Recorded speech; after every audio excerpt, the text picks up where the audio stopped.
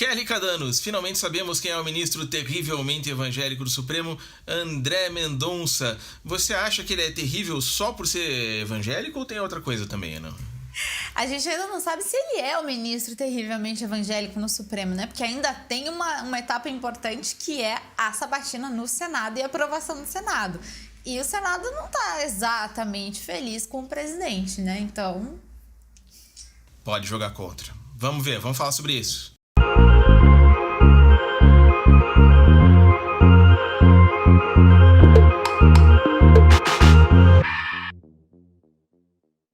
Olá para você que acompanha o Anexo 5. Está começando mais um programa semanal para discutir os bastidores da política aqui em Brasília.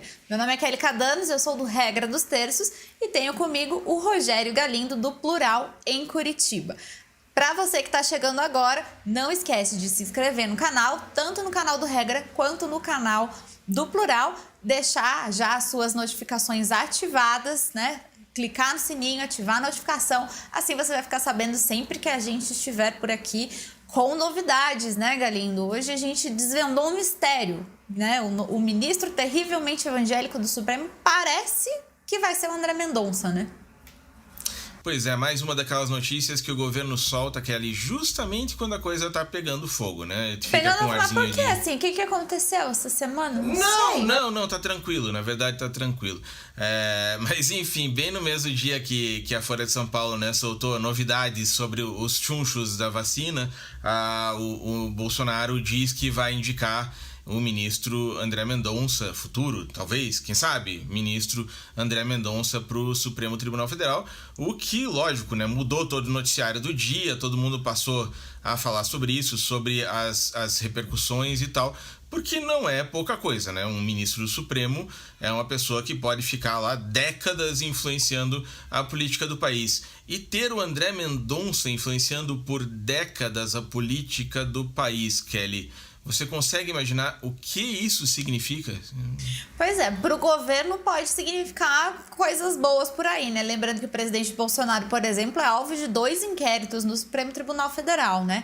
Um deles investiga a interferência dele, a suposta tentativa dele de interferir na Polícia Federal, a denúncia feita pelo ex-ministro da Justiça, Sérgio Moro, e outro inquérito aberto nessa semana, inclusive para investigar o caso de prevaricação no caso da Covaxin, né? A gente já falou sobre esse caso na semana passada, de lá para cá muita coisa já aconteceu, muita novidade já apareceu e o presidente já é investigado nesses 2 inquéritos. Ter 2 ministros indicados por ele, como é o caso do futuro ministro que ele vai indicar e também do Cássio Nunes Marques, que já está lá, pode fazer uma grande diferença, né? São 11 ministros apenas. E aí agora, o que vai ser do André Mendonça no Supremo, caso ele realmente seja indicado, é um pouco difícil de prever, né? Ele tem alguns posicionamentos muito mais conservadores, mas ele tem ali, agrada uma ala do Supremo, a outra ala do Supremo já não vai muito com a cara dele, o caso do Gilmar Mendes, por exemplo, que já bateu boca com ele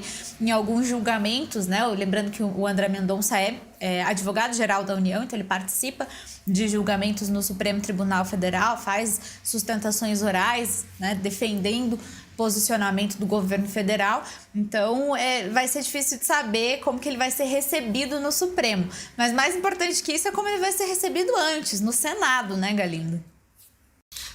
Mas a gente sabe que o governo Bolsonaro tem problemas de articulação, tem problemas no momento com o Centrão, porque não está conseguindo resolver, inclusive, a questão do líder do governo, né? Ricardo Barros, que se enfiou aí num escândalo gigantesco, e o Centrão pode, caso seja defenestrado, caso o líder caia, por exemplo, pode se vingar por aí. Se bem que, né, Kelly, nos últimos 130 anos de república, só o Floriano Peixoto conseguiu deixar de aprovar um ministro para o Supremo Tribunal Federal. Então é improvável que isso aconteça. Mas se alguém é capaz dessa façanha, talvez seja o Jair Bolsonaro. Ele tem conseguido muitas coisas que são improváveis, né? Como ele estando no governo federal, né? Então, assim, não me surpreenderia, né, o fato dele conseguir atingir mais essa marca, né, de ser aí o primeiro presidente em décadas, séculos, né, tendo aí uma rejeição de uma indicação ao Supremo Tribunal Federal. André Mendonça já está trabalhando, viu? Já está correndo aqui pelos corredores no Senado, já tem almoçado com parlamentares, com líderes partidários do Senado, tem batido de porta em porta nos gabinetes, vem sendo recebido pelos senadores, está tentando diminuir um pouco a resistência que os senadores, uma parte dos senadores tem em relação ao nome dele, né? Ele vai ser sabatinado no Senado e é o Senado que dá a palavra final se ele vai ou não ser indicado para o cargo do ministro Marco Aurélio, que se aposenta ainda na semana que vem. Então a discussão começou cedo, né? O ministro Luiz Fux, que é o presidente do Supremo Tribunal Federal, tinha pedido para o Bolsonaro só anunciar um novo ministro, indicar um novo ministro, apenas quando Marco Aurélio já estivesse aposentado, né? Mas ele queimou a largada, vamos dizer assim, né? Se atropelou aí em uma semana. E acabou já vazando esse nome do André Mendonça, que já era esperado, né? Mas ele também deixa aí alguns nomes de fora já da jogada, né? Agora, como você disse, né? Na vez passada já era para ser o André Mendonça e na última hora, por motivos políticos, por necessidade de sobrevivência do governo, acabaram jogando o homem, né, como boi de piranha, e na última hora foi o Cássio Nunes. Pode ser que isso aconteça de novo. Ainda mais se você levar em consideração tudo que está acontecendo na CPI da pandemia, né? A gente tem várias denúncias ali envolvendo o governo federal, tanto em caso de omissão por parte do governo no combate à pandemia. Tem outras coisas mais graves ainda sendo reveladas nas últimas semanas, como casos envolvendo irregularidades na compra de vacinas. Então, tudo isso vai fazer com que o presidente acabe precisando cada vez mais do Centrão para se apoiar tanto na Câmara quanto no Senado, né? E aí a gente lembra que a gente tem manifestações ocorrendo, já ocorreram 3 manifestações contra o governo, as 3 tiveram um público considerável, não dá para ignorar isso, né?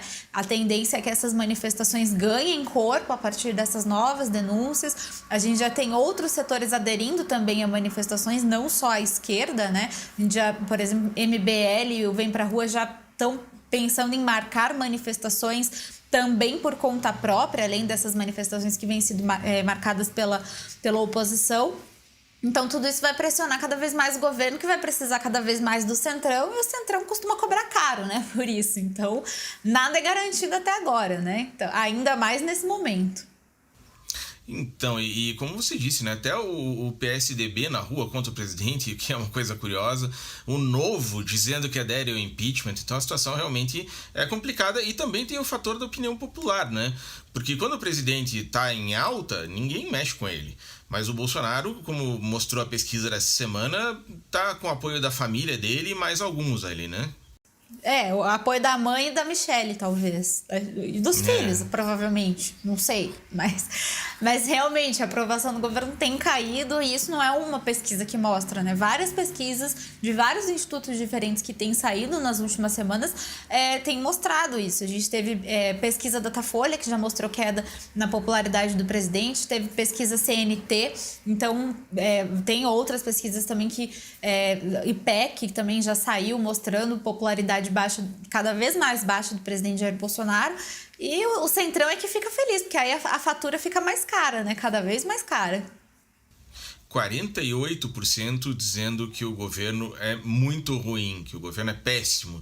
Então, de fato, é uma situação bem complicada, e como você disse, né, quando a gente não consegue resolver o problema na política, o Supremo é uma válvula de escape importante, né? Você precisa apelar para ter amigos onde as coisas no fim são resolvidas, que é o judiciário. Todo presidente faz além isso, disso, né? Além disso, Galindo, além da reprovação ao governo, o índice de brasileiros que não confia no presidente Jair Bolsonaro também tem subido nessas pesquisas, e o índice de rejeição dele nas eleições de 2022 também chamou atenção, né? Uma dessas pesquisas, agora não me lembro de cabeça se foi Datafolha ou se foi CNT, mas mostrou mais de 50% de rejeição de eleitores que disseram que não votariam de jeito nenhum em Jair Bolsonaro nas eleições de 2022. Isso, para um candidato que pretende chegar no segundo turno, é bem complicado, porque mais da metade dos eleitores dizem que não votam nele de jeito nenhum. Então, é um sinal de alerta aí para uma tentativa até de reeleição, né? O que também pode acender um alerta no Centrão na hora de embarcar ou não na onda do governo, né?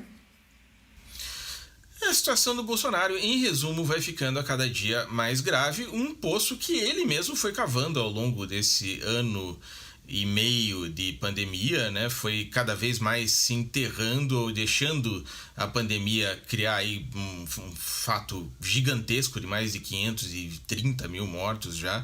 E lógico que isso, uma hora, a conta ia estourar no presidente. E tudo isso a gente tá falando porque o presidente, por todas essas questões, está logicamente apostando nessa situação no Supremo Tribunal Federal como um passe para ele conseguir fazer o final do governo dele e, quem sabe, como você disse, concorrer na eleição do ano que vem, se bem que a situação parece cada vez mais difícil para ele em 2022. E aí tem um outro problema, né, Galindo, que a gente tinha mais de uma pessoa interessada nessa indicação ao Supremo Tribunal Federal e uma dessas pessoas é o Procurador-Geral Augusto Aras, né? Que provavelmente vai ser reconduzido ao cargo em setembro, quando vence o mandato dele, e pode ser que ele não fique muito feliz com a ideia de ter que esperar uma possível reeleição do Bolsonaro, ainda mais em uma situação em que o Bolsonaro pode sequer, né, se reeleger.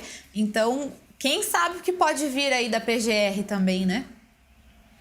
Porque o Aras até agora tem sido um amigão do Bolsonaro, né? Tem sido uma mão na roda. E pode ser que a partir de agora, como se diz tecnicamente, vire o coxo, né? Exatamente, pode ser que ele resolva encontrar aí alguns indícios de crimes nesses inquéritos que a PGR tem tocado. Então é mais uma situação para o presidente administrar, né? Mais uma crise para ele administrar. E o nosso presidente não é bem as crises. Exato, ele não é muito bom em administrar crises. Então, ansiosa pelos próximos capítulos. Bom, Kelly Cadanos, a gente volta na semana que vem, é isso?